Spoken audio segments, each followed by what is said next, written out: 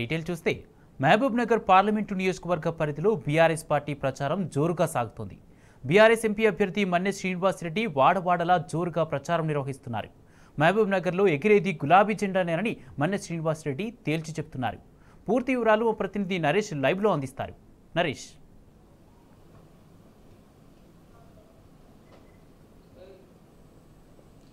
కుమార్, మహబూబ్ నగర్ జిల్లా కేంద్రంలో సాయంత్రం 6 గంటలకు బీఆర్ఎస్ అధినేత మాజీ ముఖ్యమంత్రి కేసీఆర్ రోడ్ షో ప్రారంభం కానుంది. మరికొద్ది సేపట్లో ఆయన ఎర్రవెల్లి ఫామ్ హౌస్ నుంచి బయలుదేరుతారు. ఔటర్ రింగ్ రోడ్ మీదుగా షాద్నగర్, జడ్చర్ల నుంచి మహబూబ్ నగర్ జిల్లా కేంద్రానికి చేరుకుంటారు. షాద్నగర్, జడ్చర్ల నియోజకవర్గాల బీఆర్ఎస్ పార్టీ శ్రేణులు కేసీఆర్కి ఘన స్వాగతం పలికేందుకు ఇప్పటికే అన్ని రకాల ఏర్పాట్లు కూడా చేసుకోవడం జరిగింది. మహబూబ్ నగర్ జిల్లా కేంద్రం అప్పనపల్లి బ్రిడ్జి దగ్గర నుంచి జిల్లా కేంద్రం క్లాక్ టవర్ వరకు కూడా కేసీఆర్ రోడ్ షో జరగనుంది. ఈ రోడ్ షోకు 7 నియోజకవర్గాలు, అసెంబ్లీ నియోజకవర్గాల పరిధిలో ఉన్నటువంటి బీఆర్ఎస్ పార్టీ శ్రేణులు, కేసీఆర్ అభిమానులు పెద్ద ఎత్తున ఈ యొక్క రోడ్ షోకి హాజరు కానున్నారు. మహబూబ్ నగర్ జిల్లా కేంద్రము మెట్టుగడ్డ, ఆర్ఎండ్బి చౌరస్తా, బస్టాండ్, అశోక్ టాకీస్ చౌరస్తా మీదుగా క్లాక్ టవర్కి కేసీఆర్ రోడ్ షో చేరుకుంటుంది. కేసీఆర్ రోడ్ షోలో ప్రజలను ఉద్దేశించి ప్రసంగించనున్నారు. 7:30-8 గంటల ప్రాంతంలో క్లాక్ టవర్కి రోడ్ షో చేరుకుంటుంది. అక్కడ కేసీఆర్ మహబూబ్ నగర్ పార్లమెంటు నియోజకవర్గ ప్రజలను ఉద్దేశించి ప్రసంగించనున్నారు. ఇదే అంశానికి సంబంధించి మనతో పాటు మాట్లాడడానికి బీఆర్ఎస్ ఎంపీ అభ్యర్థి మన్నె శ్రీనివాస్ రెడ్డి ప్రస్తుతం మనతో పాటు ఉన్నారు. సార్, కేసీఆర్ గారి రోడ్ షోకి సంబంధించి ఎటువంటి ఏర్పాట్లు చేయడం జరిగింది? ఇప్పటికే బీఆర్ఎస్ పార్టీ ఇక్కడ వరుసగా 3 సార్లు విజయం సాధించడం జరిగింది. 4వసారి మీరు ఇక్కడి నుంచి పోటీ చేయబోతున్నారు బీఆర్ఎస్ ఎంపీ అభ్యర్థిగా. ఎట్లా ఉంది పొలిటికల్ సినారియో? జాతీయ పార్టీలు కూడా ఇప్పటికే ప్రచారం ప్రారంభించడము, మనం కూడా ప్రచారాన్ని ప్రారంభించడం జరిగింది. ఎట్లా జరగబోతా ఉంది రోడ్ షో? ఈరోజు కేసీఆర్ గారు దాదాపు 5 గంటలకట్ల వరకు దాదాపు మహబూబ్నగర్ పార్లమెంటరీ కాన్స్టిట్యున్సీకి రీచ్ అవుతున్నాడు.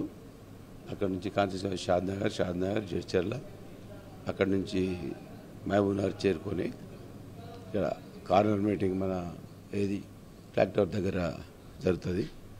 అదేవిధంగా ఈరోజు 7 పార్లమెంట్ కాన్స్టిట్యున్సీ నుంచి కూడా కేసీఆర్ రాక కొరకు వెయిట్ చేస్తున్నారు. అంతా జనాలు చాలా పెద్ద ఎత్తున వస్తున్నారు. ఎందుకంటే గతంలో ఏదైతే కేసీఆర్ గారు చేసిన అభివృద్ధి కార్యక్రమాలు చాలా గొప్పగా ఉన్నాయి. ఈరోజు వాటిపైనే ప్రజలు ప్రతి ఒక్కరు ఆర్థికంగా నిలదొక్కొని సుఖ సంతోషంతో ఉన్నారు. గతం ఏదైతే అసెంబ్లీ ఎన్నికల్లో చిన్న చిన్న పొరపాట్ల వల్ల ప్రభుత్వం పోవడం జరిగింది. ఎందుకంటే జనాలంతా కేసీఆర్ వస్తాడు అనే ఉద్దేశంతో ఉండి అది మరి మార్పు అనేది కోరుకున్నారా, లేకపోతే అది ఎలాంటిదని మనం ఊహించలేని విధంగా ఉన్నది. ఈ విధంగా కేసీఆర్ గారు ప్రభుత్వం కోల్పోవడం జరిగింది. అదేవిధంగా ఇప్పుడు మళ్ళీ ఎంపీ ఎలక్షన్లు వచ్చింది.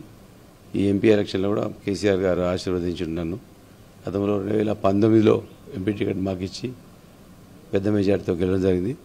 మళ్ళీ 2024లో కూడా మళ్ళీ నాకే ఎంపీ టికెట్ ఇవ్వడం జరిగింది. ఈ విధంగా ఎప్పుడు మేము కేసీఆర్ గారికి కృతజ్ఞత పాత్రులుగా ఉంటాము. ఎందుకంటే మంచిగా ఉన్నప్పుడు ఇచ్చి మేము ఎంపీగా గెలవడం జరిగింది. చాలామంది ఏదేదో ఊహించుకున్నారు ఎంపీ మళ్ళీ ఇక్కడ గెలవడం కష్టం అయింది, కానీ ఖచ్చితంగా మళ్ళీ కేసీఆర్ గారి ఆశీర్వాదంతో కేసీఆర్ గారి యొక్క పథకాల మీదే మేము ఆధారపడి ఉన్నాము. అటువంటి కార్యక్రమము తెలంగాణ ప్రజలకు ఎవరు అందించలే. ఈరోజు మిషన్ భరిత నీళ్ళు కానీ, అదేవిధంగా రైతులకు అన్ని రకాలుగా కరెంటు విషయంలో కానీ, నీళ్ళ విషయంలో కానీ, పంటల కొనుగోలు విషయంలో కానీ చేసి ప్రజలు కానీ, ఇటు ఊర్లలో ఉండే ప్రతి ఒక్కరు రైతులు కానీ ఈ 10 సంవత్సరాలు చాలా వాళ్ళ జీవన శైలి కానీ మంచి మారిపోయింది. మంచిగా ప్రతి ఒక్కరు ఇవాళ లక్షాధికారులు అయ్యారు.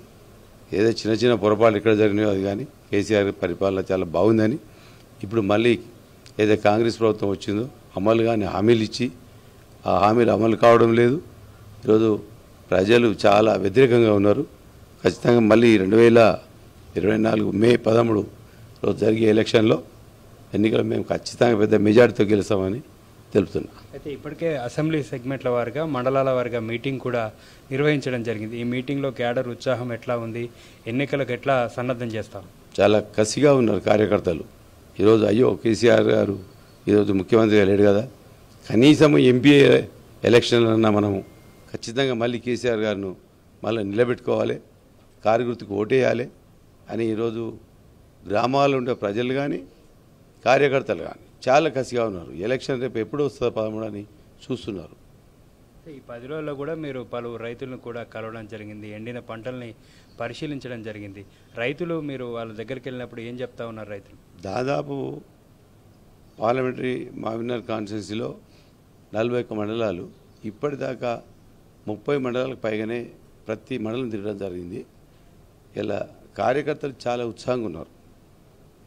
వాళ్ళు ఎందుకంటే గతము ఏ విధంగా ఉంటుండే, ఇప్పుడు కాంగ్రెస్ ప్రభుత్వం వచ్చినాక మనకు ఏ విధంగా జరుగుతున్నది, కరెంటు విషయంలో కానీ నీళ్ళ విషయంలో కానీ వాళ్ళు చెప్పిన పథకాలు కూడా ఏది ఒకటి కూడా అమలు చేయడం లేదు. ఈరోజు ఈవెన్ నువ్వు గ్రామాలలో ఉండే మహిళలు కూడా చాలా వ్యతిరేకంగా ఉన్నారు. ఎందుకంటే వాళ్ళకు ఎన్నెన్నో పథకాలు చెప్పిండ్రు. వాళ్ళకి మహాలక్ష్మి స్కీమ్ అని చెప్పి ప్రతి ఆడపిల్లకు 2500 ఇస్తామన్నారు. ఆసరా పెన్షన్లు 2000కి 4000 ఇస్తామన్నారు, అది లేదు. ప్రతి రైతుకు 500 బోనస్ ఇస్తామన్నారు, అది లేదు. ఈ 6 పథకాలు ఏదో ఒకటి కూడా కరెక్ట్ లేదు. పేరు నామమాత్రానికి ఇప్పుడు గ్యాస్ ఫ్రీ గ్యాస్ అని చెప్పిండ్రు, 500కే అని గ్యాస్ చెప్పిండ్రు. అదేవిధంగా ఇలా 200 కరెంటు మాఫ్ అని చెప్పారు, ఇంతవరకు ఒక్కరికి కూడా అమలు కాలేదు. ఆ విధంగా ఇలా పార్లమెంట్ ఎలక్షన్లో ఖచ్చితంగా అయితే బీఆర్ఎస్ పార్టీకి ఓటేస్తారు. ఖచ్చితంగా బీఆర్ఎస్ పార్టీ నుంచి రాష్ట్ర వ్యాప్తంగా పెద్ద ఎత్తున ఇలా ఎంపీలు ఖచ్చితంగా గెలుస్తారు. జాతీయ పార్టీలో ఒకటి సెంట్రల్లో పవర్లో ఉన్నటువంటి జాతీయ పార్టీ, 2 రాష్ట్రంలో అధికారం ఉన్నటువంటి జాతీయ పార్టీ. ఈ ఎన్నికల్లో బీఆర్ఎస్ ఎటువంటి వ్యూహంతో ముందుకెళ్తారు? ఇప్పుడు 75 సంవత్సరాల నుంచి కాంగ్రెస్ ఏం చేసిందో ప్రతి ఒక్కరికి తెలుసు. 10 సంవత్సరాల్లో కూడా ఈరోజు బీఆర్ఎస్ పార్టీ ఏం చేసిందో ప్రజలు గుర్తుపడుతున్నారు. కేవలము బీజేపీ పార్టీ మద్దతుతో పార్టీ అది. ఇంతవరకు 2,002 కోట్ల ఉద్యోగాలు ఇస్తామన్నారు సంవత్సరానికి. 10 సంవత్సరాలు పాలించారు, 20 కోట్ల ఉద్యోగాలు ఇవ్వాలి. ఎన్నో పథకాలు చేసినారు, ఒక్కటి కూడా మనకు తెలంగాణకు ఉపయోగపడే విధంగా లేదు. ఏ ఒక్క ప్రాజెక్టు కూడా జాతీయ హోదా ఇవ్వడం లేదు. ఖచ్చితంగా ప్రజలు ఏమిచ్చింది మన తెలంగాణ కానీ ఆలోచన చేస్తారు.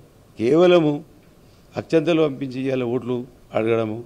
అదేవిధంగా 2019లో సర్జికల్ స్ట్రైక్ పుల్వామా పైన సర్జికల్ స్ట్రైక్ చేసినాము, అది చేసినామని అప్పుడు ఒక సినిమా, ఇదొక సినిమా, 2 సినిమాలు చూపించి ఓట్లు ఆడుతున్నారు.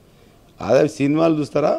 మరి కేసీఆర్ గారి యొక్క ఈరోజు అభివృద్ధి ఫలాలు ఏ విధంగా ఉన్నాయో, ఈరోజు గ్రామాలు పట్టణాలుగా మారినాయి. ఎక్కడ ఇది లేకుండా ఈరోజు కరెంటు విషయంలో కానీ నీళ్ళ విషయంలో కానీ ప్రతి ఒక్కటి రోడ్ల విషయంలో కానీ ప్రతి ఒక్క మౌలిక సదుపాయాలు అనేది ఈరోజు హైదరాబాద్లో ఏమున్నాయో గ్రామాల్లో అటువంటి ఫెసిలిటీస్ అయినాయి. అది కేసీఆర్ గారి గొప్పతనం కాదా? అది ప్రజలు గమనిస్తున్నారు ఇవాళ. Right. Over to studio Kumar. Right, thank you.